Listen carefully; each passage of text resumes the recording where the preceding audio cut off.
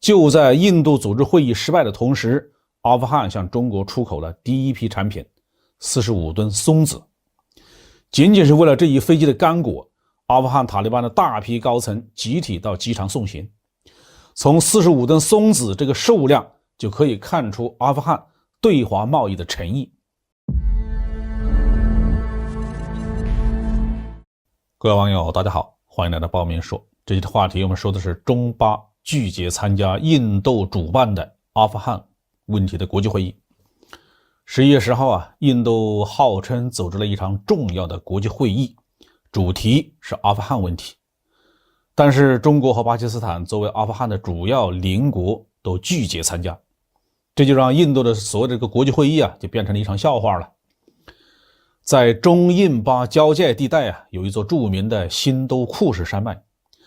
前段时间有人考据发现，这个名字在波斯语里面的含义是杀死印度人。主要是说来自阿富汗高原的游牧民族武装只要越过了这座山脉，印度北部高原上的王朝就要倒霉了。在印度的历史上这种事情发生了不计其数次比如说一位叫做艾哈迈德沙赫的阿富汗国王，从1747年到1757年10多年的时间，先后4次入侵印度，不但抢到了大量的财富和人口，甚至把当时印度的这个莫卧儿王朝的皇帝都废黜了。所以呢，印度对阿富汗的局势如此关注，是来自久远历史和内心深处的恐惧。因为害怕历史重演而关注阿富汗的局势，这并不是什么错，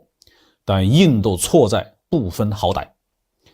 今天的阿富汗早就不是古代那个军事帝国了，要想避免它成为恐怖主义的温床，应该支持在阿富汗建立一个能够治理国家的政权改善阿富汗人民的生活，带动他们进入现代化社会。美国支持的阿富汗历任政府显然不能满足这样的要求，所以他最终还是被阿富汗人民抛弃。但是印度却把美国干涉阿富汗的战争当做了自己的机会。美国扶持谁，印度就力挺谁；美国反对谁，印度就打击谁。印度不但全力的针对塔利班，到了阿富汗战争的后期，印度还拼命的支持加尼政府，在阿富汗南部投资了大量的基础设施。在加尼政府即将崩溃的前夜，印度还紧急空运了几十吨的军火给加尼政府。但是加尼早就做好了跑路的准备阿富汗政府军也很快就崩溃。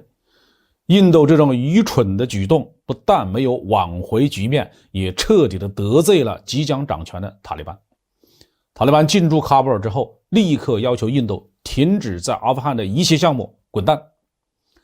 形成鲜明对照的是，中国与阿富汗塔利班的关系就相当的融洽。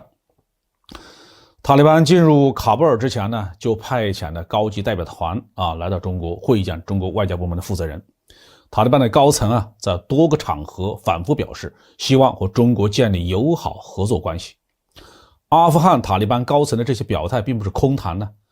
就在印度组织会议失败的同时，阿富汗向中国出口了第一批产品45吨松子。仅仅是为了这一飞机的干果，阿富汗塔利班的大批高层集体到机场送行。从45吨松子这个数量就可以看出阿富汗对华贸易的诚意。很多人认为中国人会优先购买阿富汗的矿产但是很显然，矿山的建设和矿投产不会那么快，因为阿富汗是个山国，最容易提供的当然是山货了。松子作为一种采摘的产品，产量是不高的，而且采摘松子所需要付出的劳动量很是不小能够凑够45吨松子，需要多少人在山里劳作多久所以我们说这一飞机的松子体现了阿富汗塔利班开展对华贸易的诚意。到目前为止阿富汗塔利班表现出了认真治理国家的姿态，这需要内部环境和外部环境的共同支持、共同保证。而这两种环境条件，中国和巴基斯坦可以给，印度根本给不了。